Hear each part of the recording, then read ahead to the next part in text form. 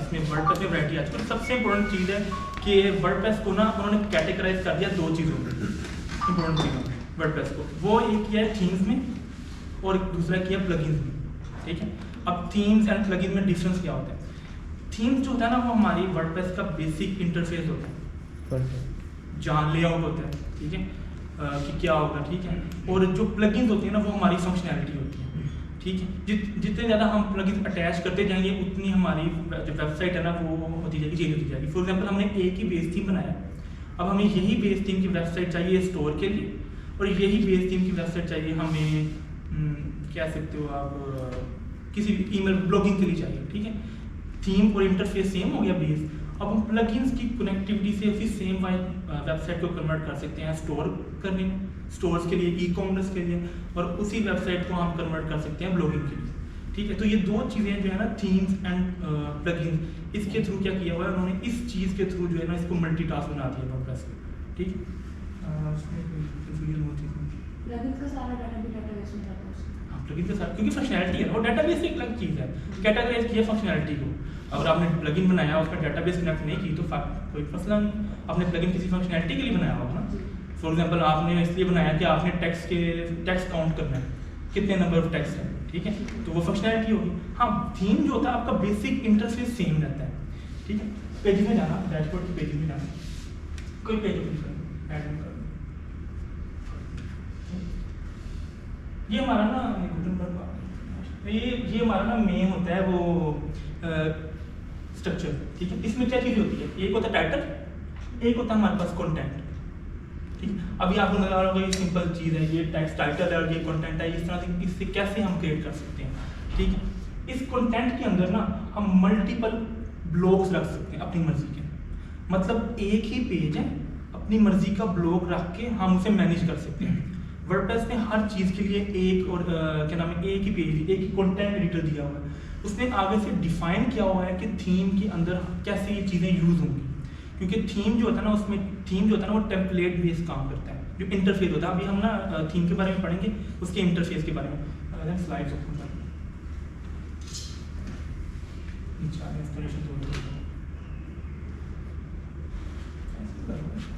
वो बस है फ्रॉम करंट कर दो, ठीक है। स्ट्रक्चर में जाना, नीचे आ जाओ,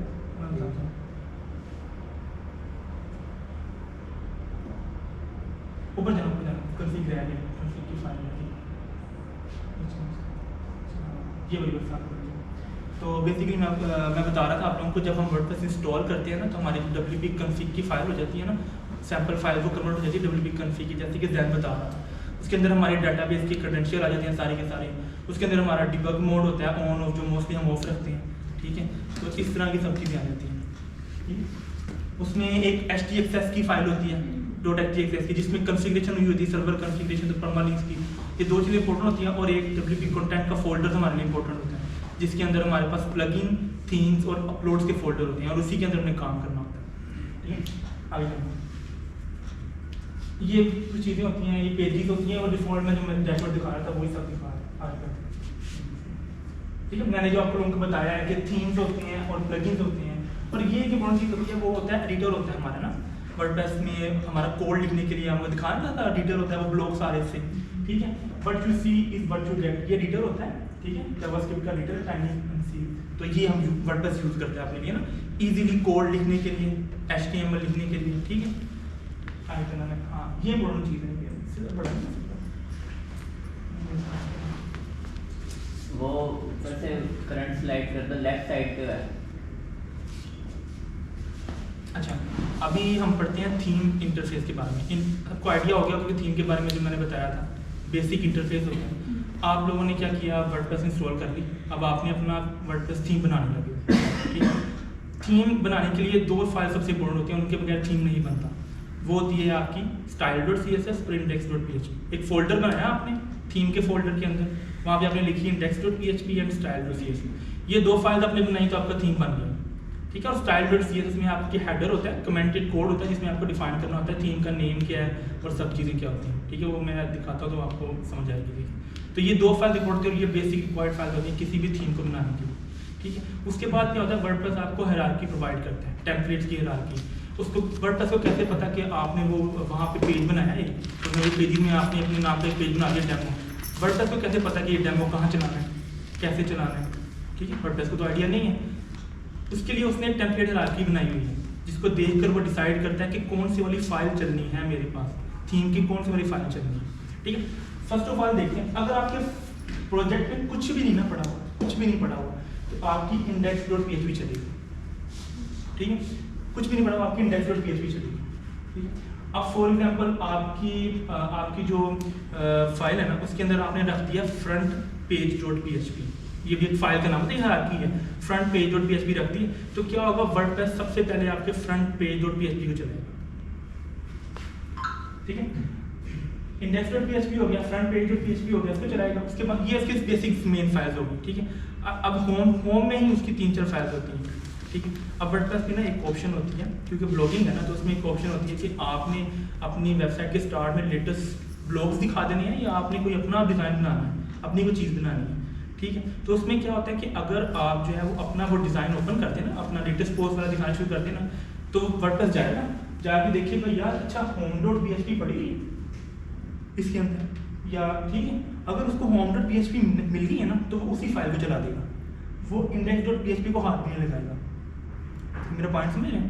अगर उसको home.php उस फोल्डर के अंदर नहीं पड़ी मिलती, ठीक है, तो वो क्या होगा, home.php को सीधा हो जाके index.php चलाएगा आपके, यहाँ तक। इसी तरह से अगर फॉर एग्जांपल आपने अपना स्टैटिक पेज सेट किया हो, अब ना हर चीज़ के लिए एक फाइल होती है, आपने स्टैटिक पेज सेट किया हो कि मेरी मर्जी का पेज है, या कोई भी और पेजेस बनाए हैं सारे, तो वर्डप्रेस सबसे पहले जब देखेगा कि page.php नाम की फाइल पड़ी है, और ये प्री डिफाइंड है, ये नाम चेंज नहीं कर सकते आप, ठीक है। page.php नाम की फाइल पड़ी हुई है, वो उसको देखेगा, page.php को चलाएगा, ठीक है। अगर उसको वो नहीं मिली, ठीक है, फिर वो थोड़ा सा पीछे जाएगा, वो सिंगुलर की फाइल होती है, मिस करके वो सिंगुलर की फाइल को चेक करेगा, ठीक है। अगर उसे सिंगुलर की फाइल भी नहीं मिली, फिर index.php को चलाएगा। तो इस तरह से वो चेक करता है, क्लोजेस्ट फाइल को चेक करते हैं, फिर आहिस्ता आहिस्ता वहाँ से मूव करना शुरू करता है, दूसरी साइड पे जाना शुरू करता है, ठीक है। ये पूरी हायरार्की बताई है हमने, ठीक है। अब page.php में क्या होता है, पहले पेज टेम्पलेट में चेक करता है, अगर तो आप चाहते हैं कि मेरे पास 4-5 पेजेस हैं इकट्ठे ही, ठीक है, पर मेरा एक पेज का डिज़ाइन डिफरेंट हो, ठीक है, तो आप क्या करोगे, page.php बनाओगे और पेज/ उसका स्लग, उस पेज का स्लग .php, तो वो क्या करेगा, वर्डप्रेस उसका पेज लाना शुरू कर देगा, उसको रन करना शुरू कर देगा, ठीक है, ना कि page.php को रन करेगा। तो ये हायरार्की है वर्डप्रेस की, इस तरह से। अच्छा, इसमें ये होता है कि वर्डप्रेस के कुछ डिफ़ॉल्ट पेजेस भी होते हैं, जैसे 404 पेज होते हैं, ठीक है। अब आप लोगों को पता होगा कि ब्लॉगिंग अगर किसी ने देखी है, ब्लॉग जब देखते हैं हम लोग, तो उसमें कैटेगरीज हो जाती हैं, ये स्पोर्ट्स का ब्लॉग है, ठीक है, ये चीज़ जो है वो स्पोर्ट्स की है, या फिर ये जो चीज़ है वो न्यूज़ है, न्यूज़ चैनल का देखना है आपने कोई चीज़, अक्सर ही कैटेगराइज कर रहे होते हैं ना, ठीक है। या आप शॉपिंग करते हैं तो आपको दिख रहा होता है कि men's watch, women's watch, categorise किया होता है ना उस चीज़ को। तो उसके लिए भी वर्डप्रेस ने हमें ऑप्शन प्रोवाइड की होती है एक पोस्ट के अंदर ना, टेक्सोनोमीज की, कि इस ब्लॉग पोस्ट की टाइप्स कितनी है, मतलब ये पोस्टें कितनी टाइप की हैं, और ये मैटर नहीं करता। लाइक अगर आपने प्रोडक्ट्स भी बनाई हैं तो वो उस पर भी हर पोस्ट के रिलेटेड टेक्सोनोमीज बनती है, ठीक है। फॉर एग्जांपल एक प्रोडक्ट है ना, प्रोडक्ट कितनी किस्म की हो सकती है, हमारे कितनी किस्म हो सकती है ना, लाइक कुछ भी हो सकती हैं, स्पोर्ट्स भी हो सकती हैं, अब न्यूज़ भी कितनी किस्म की हो सकती हैं, ठीक है। तो टेक्सोनोमी के टर्म से वर्डप्रेस ने सेपरेट किया हुआ है हमारे लिए। डैशबोर्ड, थैंक यू गुड ऐसे नहीं, बिरयानी का लाया है, मूवी में आना है, मूवी वालों को क्या खाना फ्री होता है,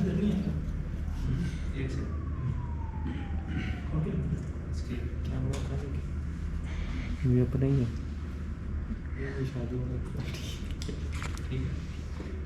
ये तो तार लंबी करके लगाई थी वो पुराने ज़माने में चलते थे ना। अच्छा, एक और चीज़ है, यूआरएल हमने जब वर्डप्रेस के डैशबोर्ड को एक्सेस करना होता है ना, यूआरएल में लिखते हैं WP एडिटर, ठीक है, ये वर्डप्रेस की तरफ से हम चेंज भी कर सकते हैं, पर डिफ़ॉल्ट ये बताता है WP एडिटर बताता है। पेज पोस्ट में जाना, कैटेगरी में ये उसने कैटेगरी दिया हो, न्यूज़ बनाना कैटेगरी,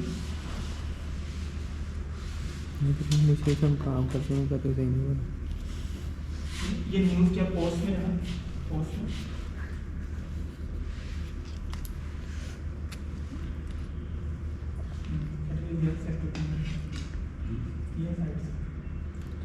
यहाँ ये कैटेगरी दिखानी है, बस इसको ओपन कर रहे हैं बस, ठीक। तो ये क्या किया, उसने हमसे पूछा कि ये वाली जो ब्लॉक करने लगे वो आप ये कौन सी वाली कैटेगरी के लिए, ठीक है। तो इस तरह से प्रोडक्ट्स हो गई, ई कॉमर्स हो गई, जो भी आपने चीज़ बनानी है ना उसके लिए आपको ये प्रोवाइड करता है चीज़। अब वो दोबारा करेंगे स्लाइड, हाँ ये अच्छा। इसी तरह से फिर उसने आर्काइव के लिए भी उन्होंने हमें बताया हो कि पहले हमारे पास वो देखेगा आर्काइव पेज है, archive.php चेक करेगा, ठीक है। अगर archive.php है वो चलाएगा, नहीं उससे भी पहले वो देखेगा कि कौन सी वाली टेक्सोनॉमी के लिए चलाना है उसमें, ठीक है। टेक्सोनॉमी लिख के उसका नाम लिख के टेम्पलेट में, ठीक है, वो उसको पहले चेक करेगा। बेसिकली ये हायरार्की है, ठीक है। वर्डप्रेस अपने पास क्लोजेस्ट फाइल देखता है। फॉर एग्जांपल उसके पास एक फाइल है ना आर्काइव स्पोर्ट्स की, वो देखेगा अच्छा ये स्पोर्ट्स से रिलेटेड फाइल है, इसको चलाना है। अगर उसको नहीं मिलती, ठीक, तो वो क्या करेगा, वो भी archive.php करेगा जो डिफॉल्ट फाइल होगी। उससे भी पहले देखना है तो वो आप कर सकते हैं आर्काइव टेक्सोनॉमी और आगे उस आईडी, उसकी आईडी दे दो, उस टेक्सोनॉमी की आईडी दे दो, तो वो वर्डप्रेस खुद ही पकड़ लेगा आपको कि हाँ ये वाली फाइल। हो सकता है कि आपने स्पोर्ट्स वाली कैटेगरी का डिज़ाइन कुछ रखना है और उसका कुछ रखना है, ठीक है। तो इस तरह से डिफरेंशिएट कर दें। अच्छा ये स्ट्रक्चर में भी सवाल पोर्ट्रेट है ये हमारा, क्योंकि इसी पे बेस हमारा पूरा थीम बनता है।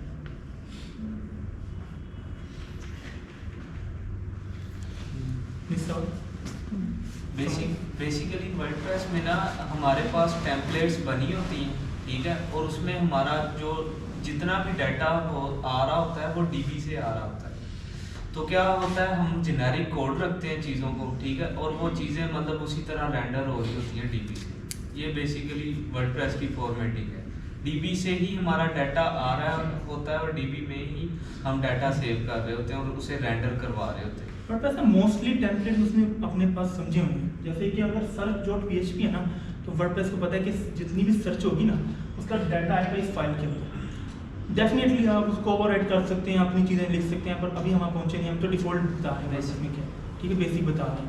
इसी तरह से वर्डप्रेस के 12 टेबल्स हैं बेसिक, जितने भी प्लगइन्स और जितनी भी चीज़ें होती हैं वो तो अपने टेबल बनाना शुरू कर देती हैं क्योंकि ईजी होता है उनके लिए समझना। तो ये है हमारा, हम इसके थ्रू जो है ये बेसिक राइटरी है हमारा, बेसिक जो वो फ्लो है वर्डप्रेस का डिफॉल्ट वो ये है। ये हो गया, ये भी हो गया। अच्छा अब बेसिकली क्या होता है कि हम दो चीज़ें ना इंपॉर्टेंट होती हैं जिसके हमारा पूरा प्लगइन और थीम बेस्ड होता है। ये तो हायरार्की होगी, हम कोड भी तो लिखना है बैठ के। अब हम ये तो नहीं कर सकते कि वर्डप्रेस के अंदर जाएं जाके उसके कोड में चेंजेस करते हो, ठीक है। या हमने कैसे फॉर एग्जांपल हमने ये अपने स्ट्रक्चर के मुताबिक फॉर एग्जांपल हमने कोई टेम्पलेट कॉल करना है, ठीक है, तो हम ये तो नहीं करेंगे कि PHP में जाके अपनी वो चीज़ें लिखते हो। तो क्या करता है वर्डप्रेस ना हमें हुक्स प्रोवाइड करता है, ठीक है। वर्डप्रेस में हुक्स प्रोवाइड करता है जिसके थ्रू क्या होता है कि हम लोग उसकी कोर फंक्शनैलिटी में चेंज भी कर सकते हैं और अगर उसका कोई फंक्शन हमने यूज़ करना है तो वो भी यूज़ कर सकते हैं।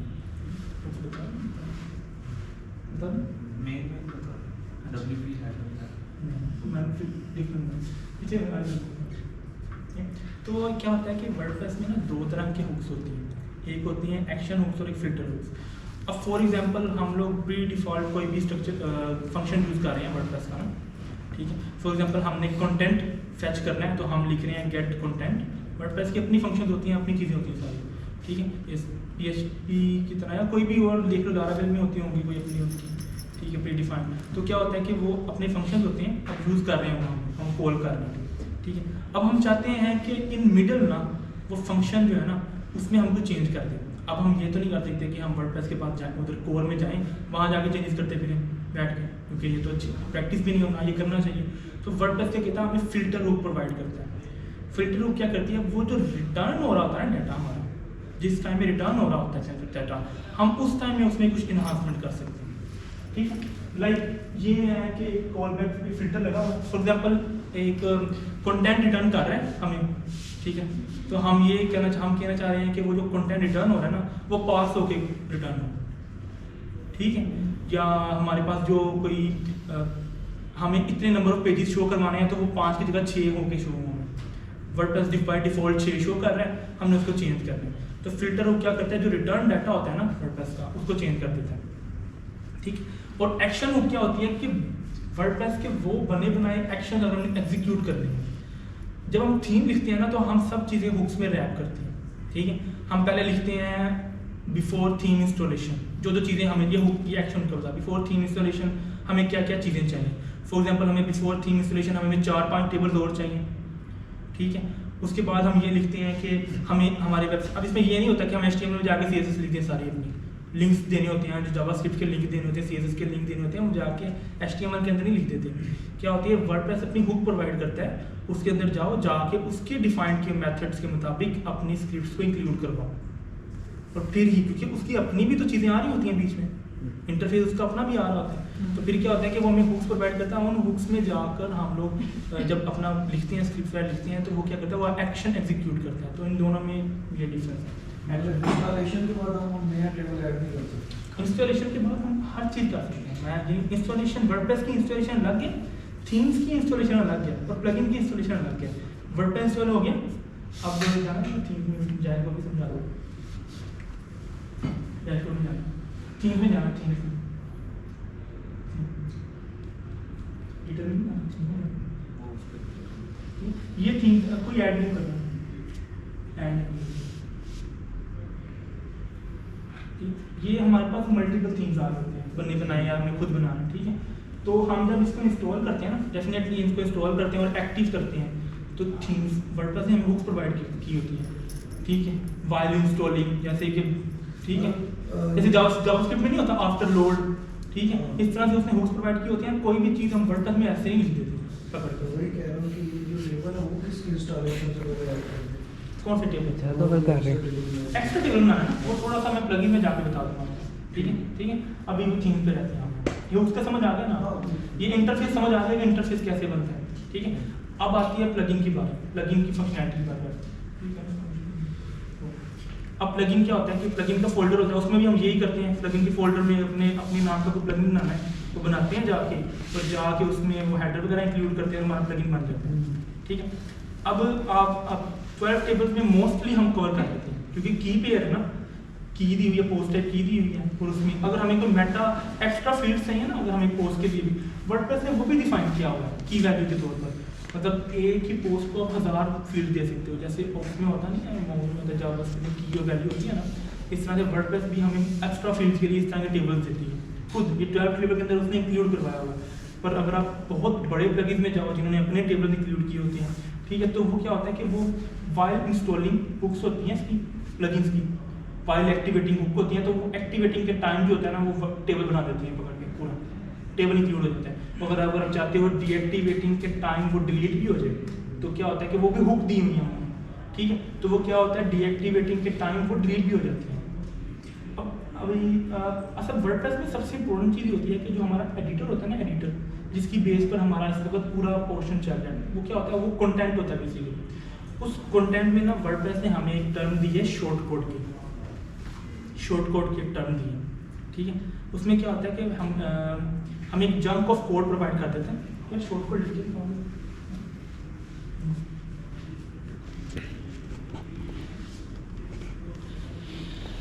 वो एडिटर है ना, उसके ऊपर लिख के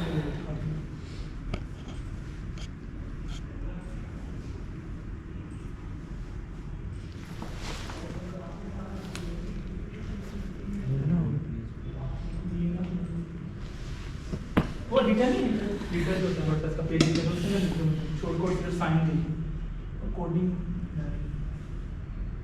नोटपैड ओपन कर लीजिए, मूवी बात नहीं ना रही, नोटपैड ओपन कर, हाँ इसलिए देखो पकड़ के बैठे रहो। पहले दिखाओ शॉर्ट कोड लिख कैसे है एडिटर में, बैटरी डाल सब कुछ हो जाए तो सेव का बटन नहीं।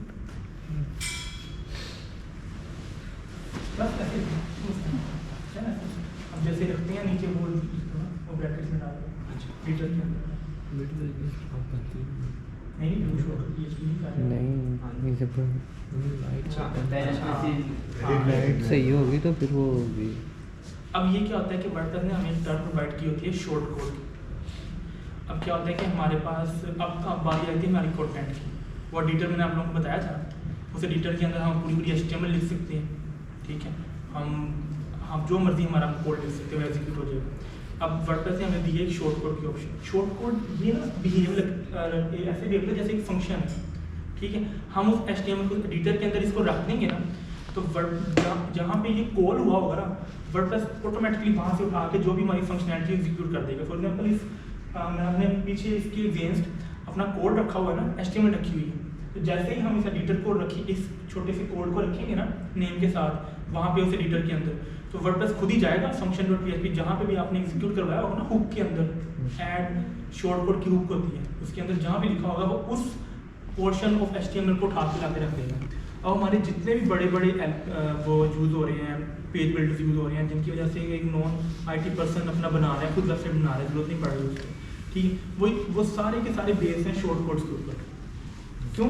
वो उनकी बैक चाहे जितना मर्जी उन्होंने अच्छा इंटरफेस दे दिया, बैक एंड पे उन्होंने शॉर्ट कोड ही रखे हुए हैं जिनको वो हैंडल कर रहे हैं बैठे। तो शॉर्ट कोड का पर्पज यही है। और बस यही है। कोई क्वेश्चन है किसी से आप तो किसी को क्वेश्चन नहीं है?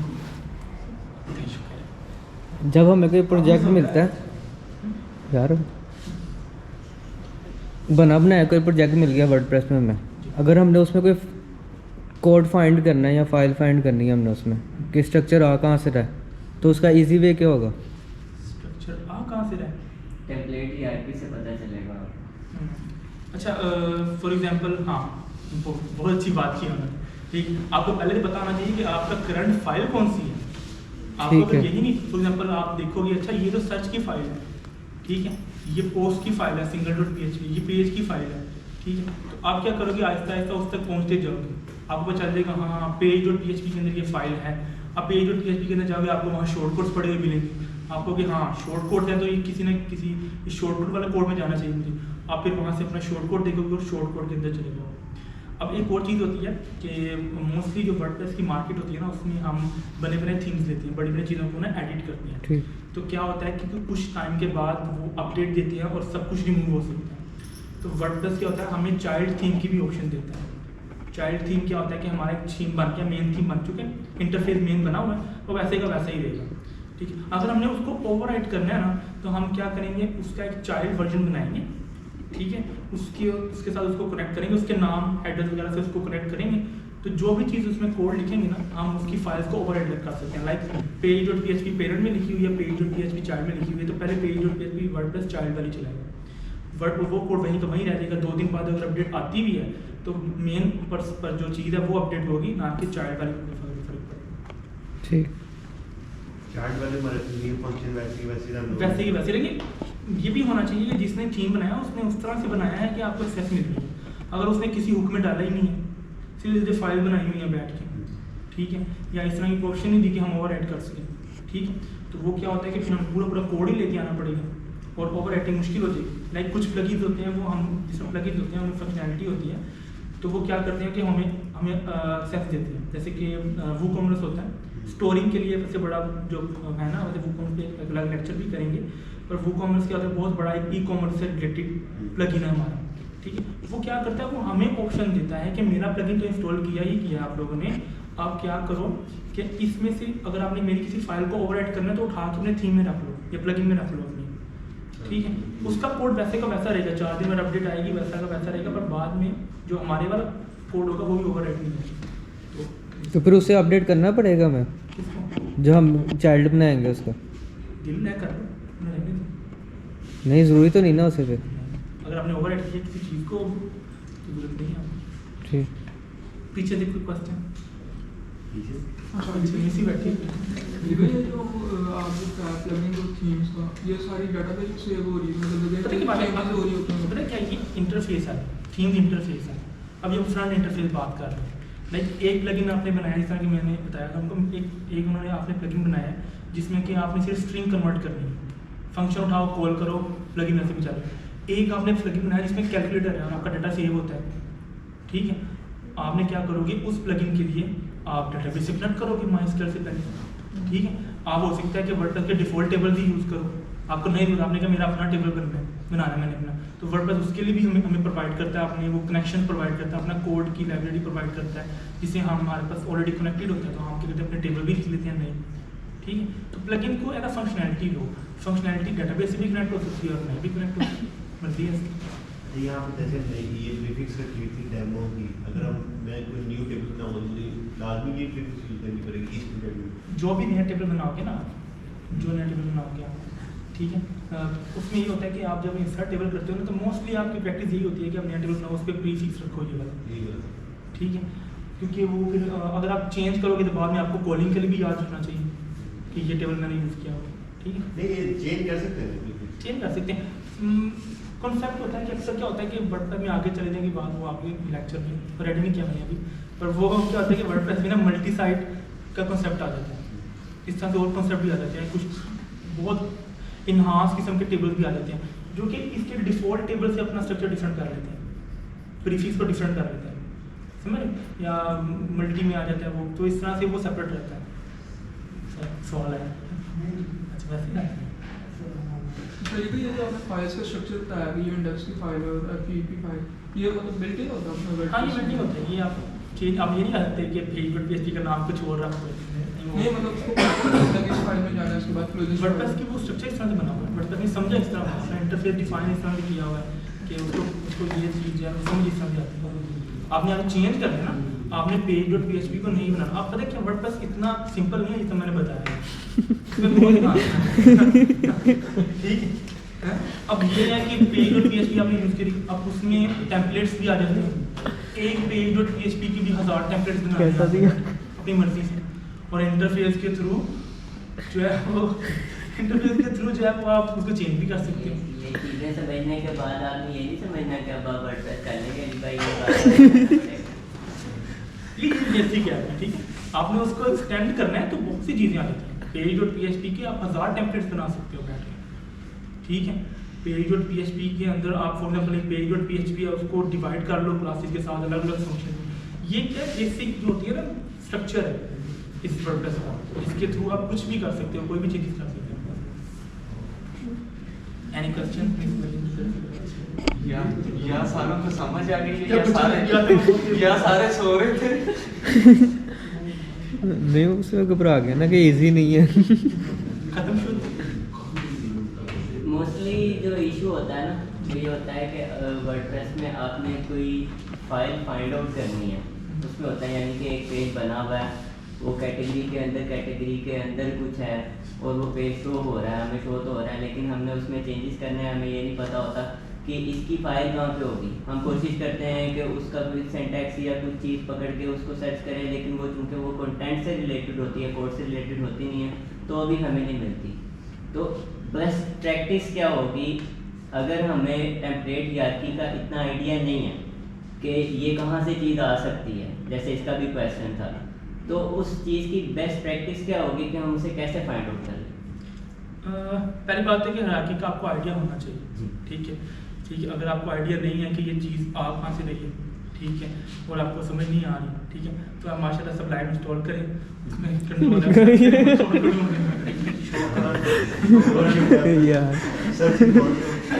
क्या आया कि कोई इस तरह की चीज़ हम इंस्टॉल कर सकते हैं, जस्ट लाइक प्लगइन हो गया या कोई चीज़ होगी? एक प्लगइन होता है, अब पता क्या बात है, वो अब अगर एक प्लगइन होता है, अब तो इतना इजी कर दिया वर्डप्रेस ने कि प्लगइन होता है उसको इंस्टॉल करो, वो आपको ऊपर डायग्राम बता रहा होता है ये टेम्पलेट कौन से वाला, और ये भी बता रहा होता है कि पेज के अंदर कौन कौन सी फाइल से कितने कितने टेम्पलेट यूज हो रही है, तो वो प्लगइन भी मिल जाता है।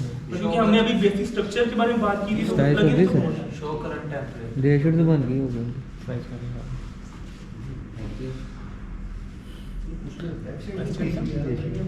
नहीं, डैशबोर्ड के ऊपर बार नहीं आई होती, बार नैप मार के।